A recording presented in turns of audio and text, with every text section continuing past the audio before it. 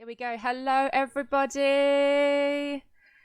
Welcome, Hello. welcome. Hello.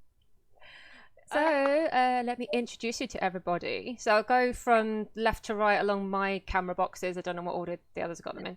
So, first of all, we have Asariel. She is another DM. She is also doing some Curse of Strahd. And she also does map making streams occasionally, so she's really awesome at making maps using various VTT programs and prettying them up much better than me. Thank you, Bloody. Another gift sub. And we'll introduce the characters in a bit when we actually start, but yeah, so we have Asariel. Next along we have Robert Hartley. Hello. Who I'm very honoured to have playing with me today. I'm honoured to be playing. I think everyone knows who you are, but in case they don't, Robert Hartley is another GM who does a lot of stuff. He does it professionally, he does it for hire, but he also does it on Twitch and YouTube and DMs for Viva la Dirt League, who are currently doing a ongoing campaign set in the world of Epic NPC Man.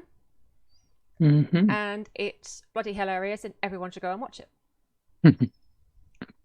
And like and subscribe and tick the bell and all that. All of those stuff. things. Yeah, all the things that you have to do. Comment. Go for the algorithm. Do the things. We have Wraith. Hello. You don't DM, do you? But you do play. You're playing in S's Curse of Strahd campaign at the moment, I think. I'm Yeah. playing in a few things at the moment, yeah. Awesome. As much as I can get my hands on. All Rob's fault, he started it. Not even sorry. So Wraith is another awesome member of our wider D&D community. What I will say is that everyone here except Fancy, I've never played with or DM'd for before, so this is going to be a new experience for a lot of us. But yeah, welcome Wraith. Really excited to have you. And then we have I'm not a horrible player at all. You're the what, sorry? I'm not a horrible player at all. Oh, that's good. You won't regret it. We have Talia, also known as FBGX. Hi, that's me. Hello.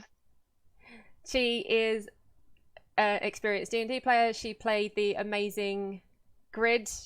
Was it the half orc? Yeah, was it boy. Barbarian? Monk life. Half orc Monk is best. Monk who was absolutely badass. She has played with Rob. She is a real life friend of Rob and Spidey, and she is also Da Bomb. I don't know if I have that planned. Da Bomb. Not a GM though. Not yet. Not yet. Oh, not yet, Rob. But speaking of GMs, someone said they might do sexy battle wizards. Oh yeah. So last but not least, the Nice. gorgeous fancy unicorn, who, unlike the others, is probably the person I've DM'd for the most. Because I'm your favourite. You are my I know. favourite. And she is interloping on the New Zealand time zone stream. Yeah. Because I wanted to get up super early. Why not? Of course.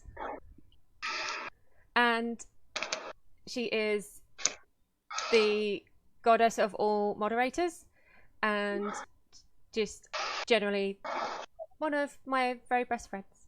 Love you. Welcome. You are all going about your normal day, wherever you may be in Faerun, whether it be in the north, the Sword Coast, wherever you are from. You are all going about your daily life. It's a normal evening for you all. Absolutely nothing suspicious, nothing weird about the day. And as you start to wind down for the day, you retire to your room or retire to wherever it may be. You go to sleep for the evening, and you have a pleasant night's sleep if you normally would. Absolutely nothing different about tonight, except when you wake up the next morning, next to your pillow, as you kind of roll over and kind of start to move around, wake those muscles up a bit, you hear the kind of little scrunching noise of paper, of parchment. And as you look over to the side of your bed, you see a folded note.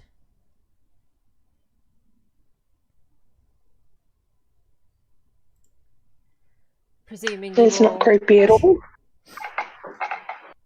If you were to look around your immediate vicinity, you see no obvious signs of forced entry. You see no obvious signs that anyone has been there. No footprints, no tracks, no smells, no open windows, no open doors. Just this little piece of folded paper that wasn't there before.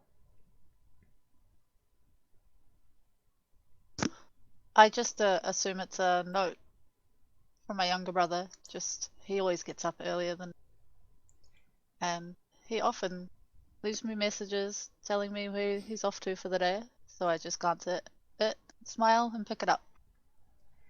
And if and when you unfold it, you see this. It's just a simple piece of parchment with just plain text, no other markings and nothing else.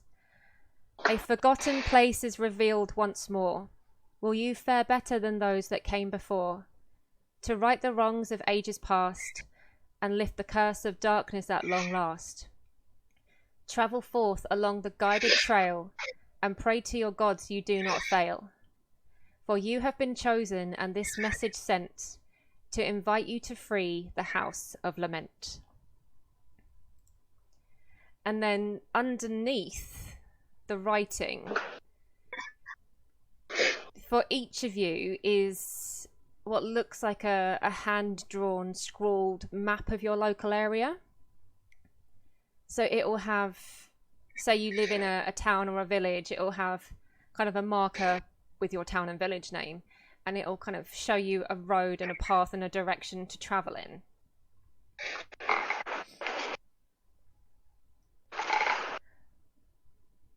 And then it is up to you what you do with that information.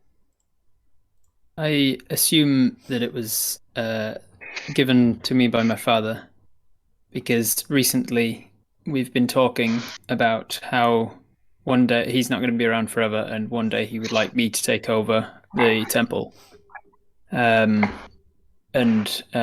before I am ready to take over the temple, I need to go on my rite of passage.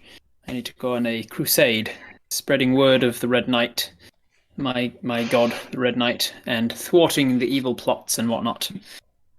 So I figure that since we've been talking about that recently, he's finally sort of setting me up to start my crusade. And I sort of smile and think, okay. My father says it's time to go, so start getting ready to go. And then with a sort of spring in my step, I start putting my adventuring pack together for the rest of the morning.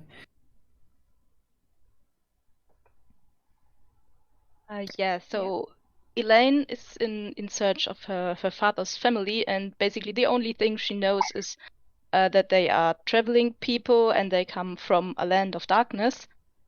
So she's quite intrigued by this note and just assumes it were some spirit manifestation given to her. So yeah, she's on her way too, because she has no other target at the moment. Okay. Fen doesn't so much see it as find it with her face as she rolls over and lands on it and wakes up with it kind of stuck half to her face.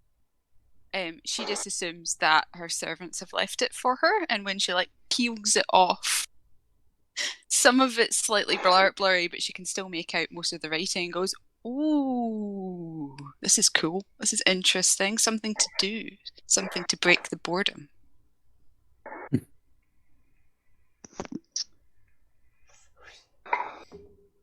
Okay. Evolve looks at the note, realizes it's not from her younger brother, and then gets to the part where it says to right the wrongs from the past, and it's just like, oh, yep, all right, I need to do that. That definitely needs to be done. I need to fix this. I will fix it. Let me go, and just leaves. Just walks out the door, walks out her house, walks down the road, and then is just like, wait, I forgot my weapons, and then goes back home. Forgot everything. Takes, yeah, actually gets all of her stuff together. See her leaving like 3 times. Goes back for her weapons, leaves. Oh wait, I'll also need a bedroll. Goes back for a bedroll, leaves. Oh wait, I need a water skin. Yeah, exactly that. Carrie's she's gonna wake up in the inn that she's in, and she's not gonna find this note at first because, as happens every night, her pillow's just a shredded mess of material, and there's feathers and bits of fluff and everything everywhere. So it's not immediately obvious that there's this bit of paper in there. But when she starts to tidy everything up, she'll come across it. And for the most part, just think, why not? She's got a few months before she has to be at her next job.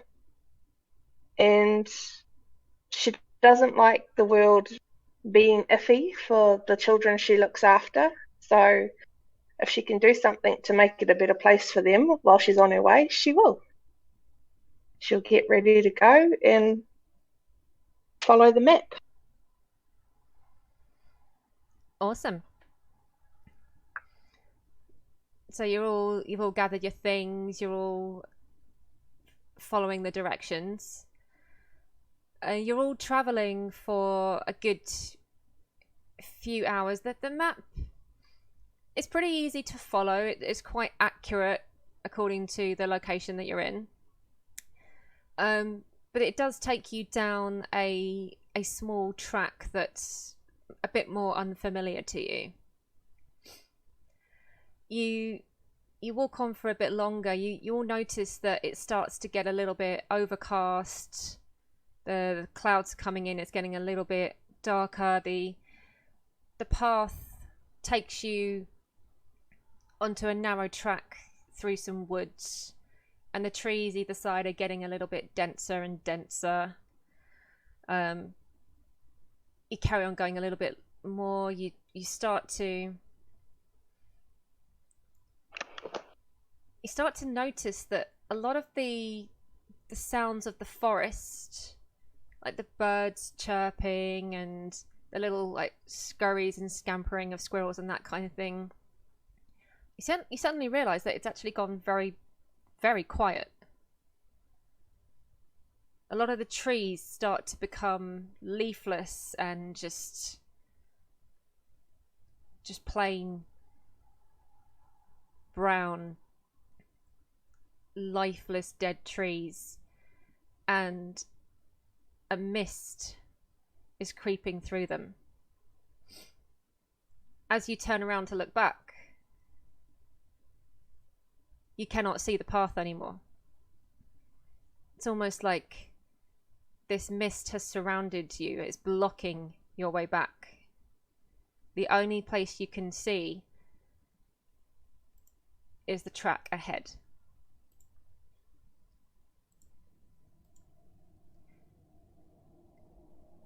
The clouds get thicker and thicker. It gets more overcast. It gets darker. It even starts to drizzle. Is that a fluorescent light bulb? No, it's a spear.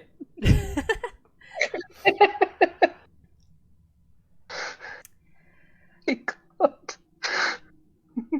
It starts to become quite damp. Like it's that horrible kind of drizzle where you can't really feel it so much, but you realize that your clothes are getting quite damp and quite soaked through with it, and it's almost starting to chill you to the bone. You're not even sure that the sun is up anymore. It's like all sense of direction and all sense of what time of day it is kind of lost. And you realize that you yourselves are lost. You don't know where you are anymore. You do not recognize these woods. You do not recognize this path. All that surrounds you is dead trees and mist and an ominous path forward. So, Elaine. So just to introduce the characters a little bit more. Elaine is a human. She, as you can see from the picture, she wears robes and a headscarf, and she's often seen with a deck of cards in her hand, occasionally shuffling them. The only company you have as you're walking down this track is the spirits that you talk to. They, at the moment, they're trying to reassure you that they are with you. They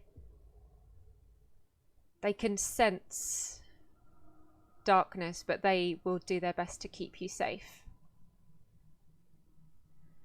Oh, that makes me happy. I guess she's still afraid enough to conjure up some lights to make it a bit more cheery in the mists. Yep, so you cast your dancing lights, and are you casting the 4, so they kind of like flutter around you and or go ahead slightly and light the way for you. Yeah.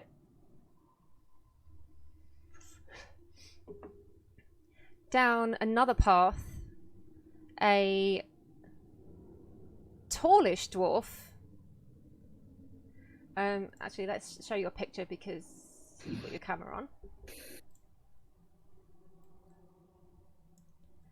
Yeah, for a dwarf, she's kind of tall, but a dwarf carrying a spear quite cautiously is walking along. Although you can't hear the noises, like I said, everything's kind of deathly quiet. You're used to this feeling anyway, but you definitely get the sense that there are eyes from the forest watching you. Yeah, I start to doubt for the first time whether the note was left by my father, and I think it's finally time. The Watchers have led me. They're finally going to tell me what they want with me.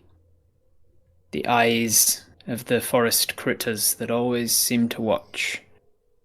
They finally led me into an area that I wasn't expecting, and they're going to finally tell me what it is that they want with me. And I'm ready. They don't seem to approach you at this point. They just seem to stare from within the mist. You're just aware, like every now and every step you take, just a little pair of eyes just off this side, another pair off this side.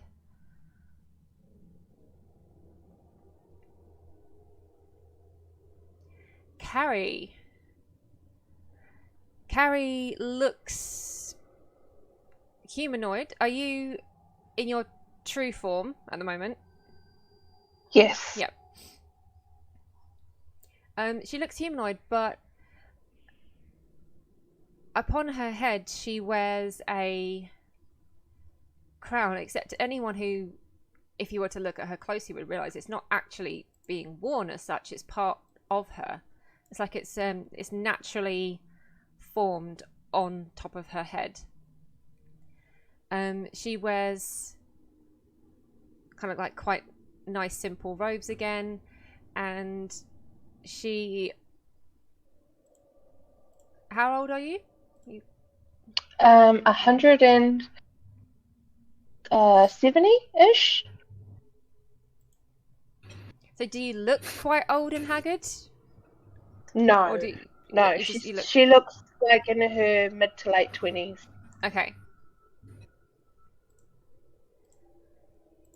So even though she emanates a real sense of wisdom and maturity, she has this really lovely youthful complexion, but this strange kind of crowny growth on her head. And you are traveling through this path, and you notice that despite the thick clouds, despite the drizzle and the lack of sunlight, you notice that your shadow is stronger than ever. It is very, very distinct behind you, and it's almost as if it's, regardless of what you're doing, it's flicking out from side to side, almost to kind of, in a protective way at this point, to check that nothing's coming, check that you're safe, check that you're not about to be ambushed. Like it's flitting around you in a protective manner. Cool. Down another path, another hill dwarf with a massive hammer and a club. Are you cautiously making your way down the path, or are you a bit more brazen with it, or? No, I'm very brazen. I'm just like, cool. The fog's coming in. Sweet. That means that justice will be afoot soon. Justice will be done. And I am just like paying no attention. Even though in the back of my mind I'm just like, this is a little bit spooky. I'm still just like trying to look like I'm confidently strolling through the fog. And then you also have kind of like the whisper of the spirits. Some of them going, I don't like this, I don't like this, we should go back. Some of them going, it's okay, we'll keep her safe. We always do.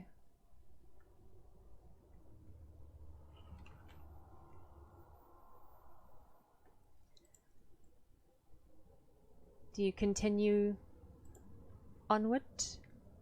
Ven is sneaking through the forest, using, like, just enjoying being outside, enjoying being in the mist, seeing how quiet she can be.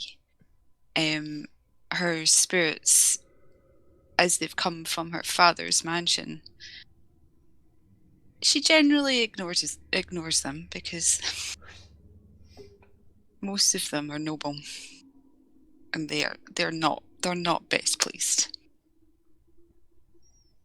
Not only being outside, but being down this dirt track.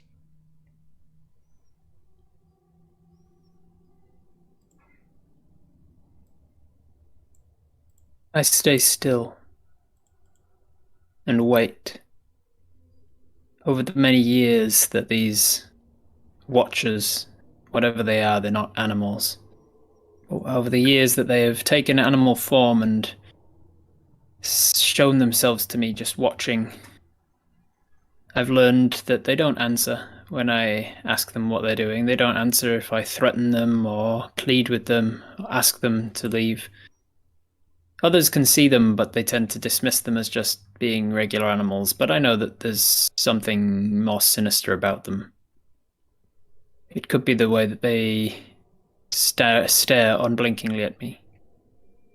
For whatever reason, I know that they're not to be reasoned with, not directly, and so I know better than to ask them anything. I just stand and wait for a sign. But after about 20 minutes of just standing there without any further sign, I start to realize that they're waiting for me to take an initiative, and so I have to continue on. So I keep walking forwards through the mist, with my shield out and my spear ready, and I just hope that the Red Knight will guide me. Okay, you are all free to move on the map as you wish.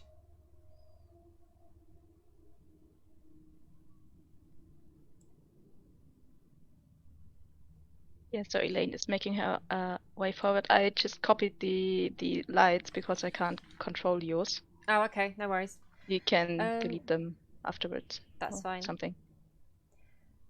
As you all get closer, you can see there's like a junction or a crossroads up ahead. You will be able to see other tokens as and when you see them. You will see eventually the other party members as described, but also another figure standing at the crossroads junction to the north. This figure stays very, very still, and is a humanoid shape in a very, very thick black cloak with his hood completely covering his face. He just stands there completely motionless, just watching you all approach. Human-sized. Yes.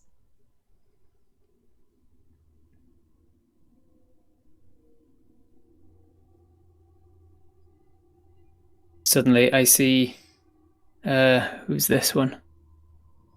Is that you, Fancy? No, that's Ebolth. I see another hill dwarf approaching.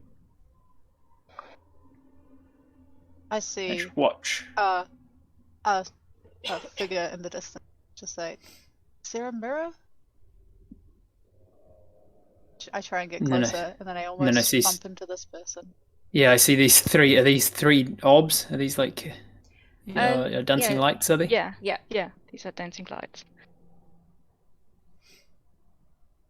And then round the tree, I see somebody and take a step back.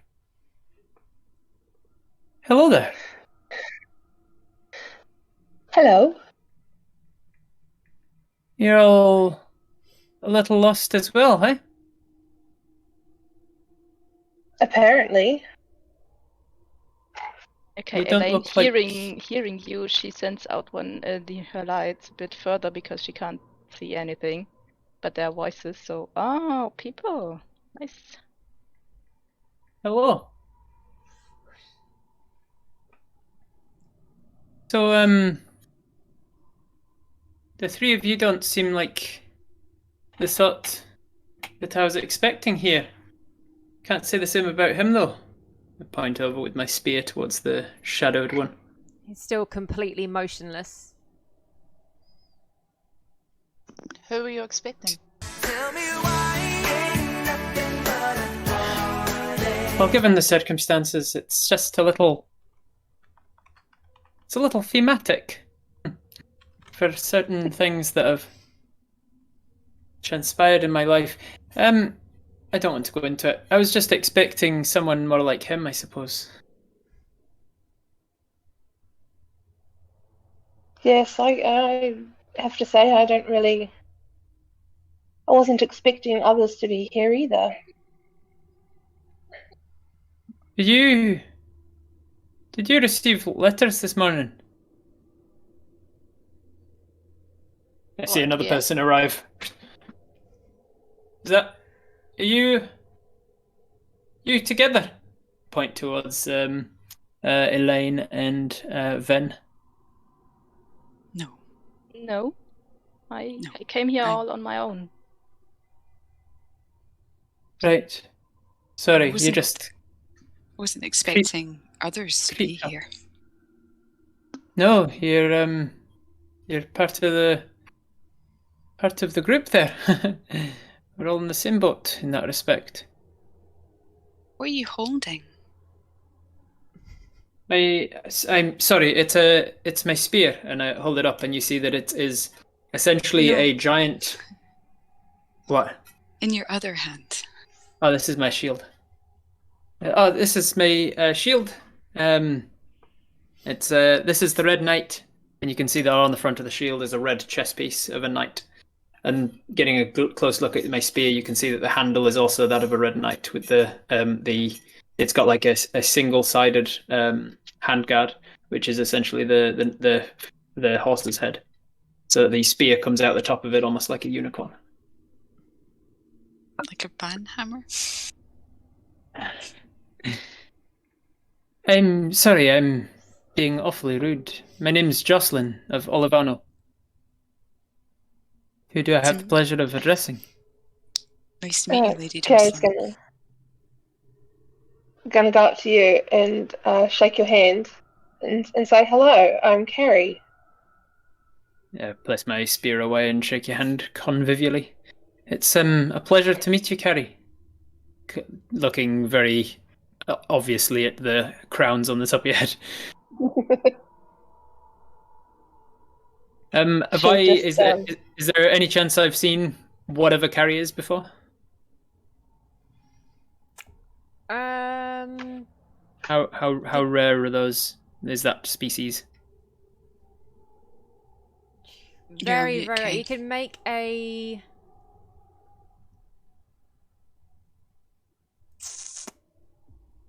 Arcana check. Oh wow, okay. First roll of the game and it's a natural 20. There we go. Of course it is, because it's from me.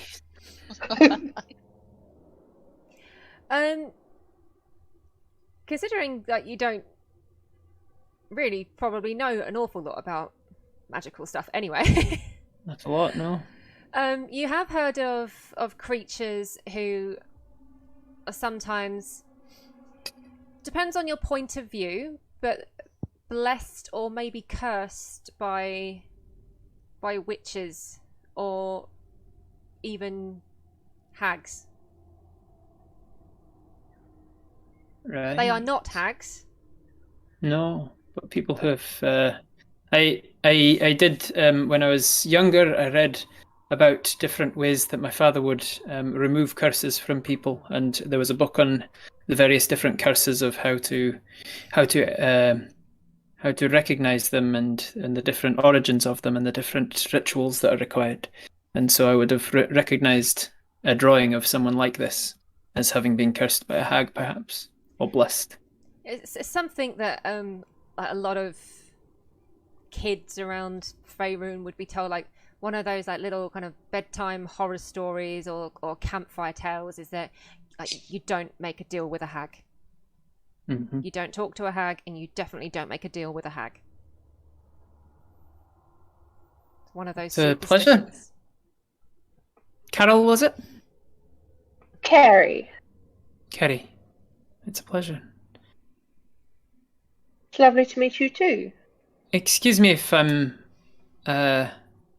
not to get to the rest of you just yet, but shall we address the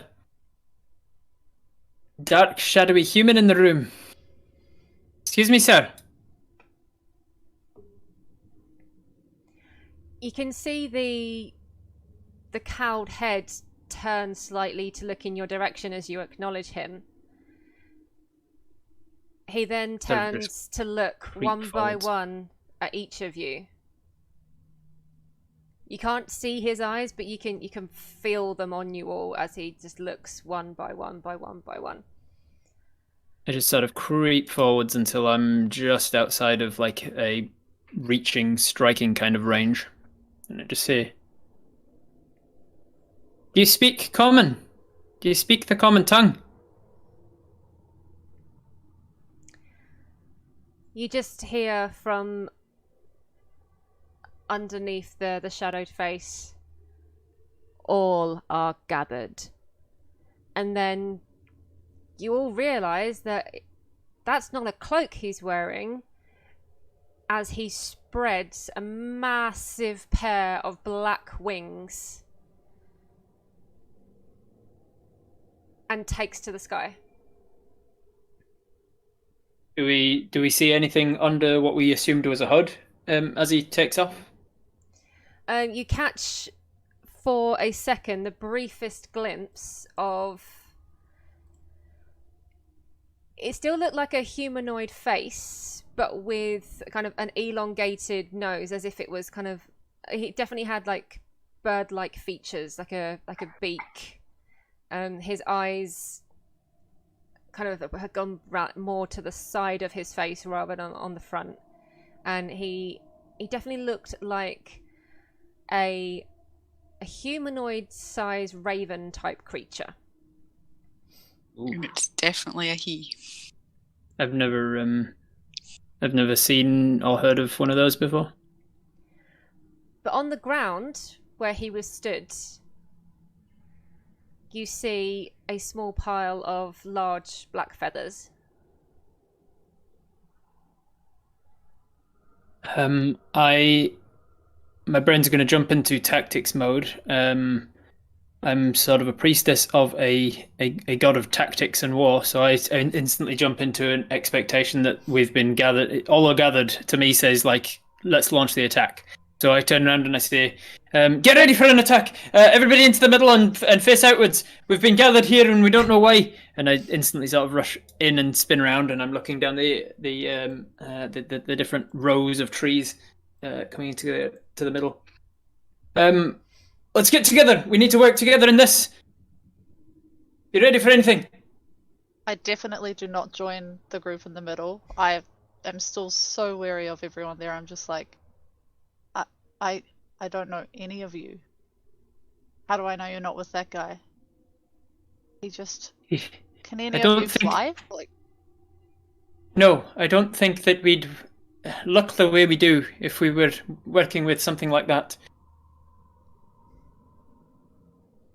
Gary's gonna go up and take a feather and put it in a pocket, and then come over and stand with the group. Okay. Looking about warily. Yeah, Elaine is not combat trained at all, so she instinctively does what she's told in this situation. And she spreads out her lights. She did pull them back to her cause of fright. They are basically her spirits and just visible.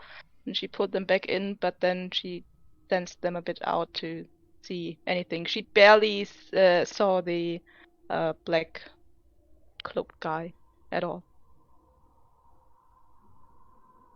There's a loud, papery, crumpling noise as Ven pulls her invitation back out and starts quickly rereading what it actually said. She does move forward, but she doesn't turn her back on anybody. And she pulls out one of her daggers.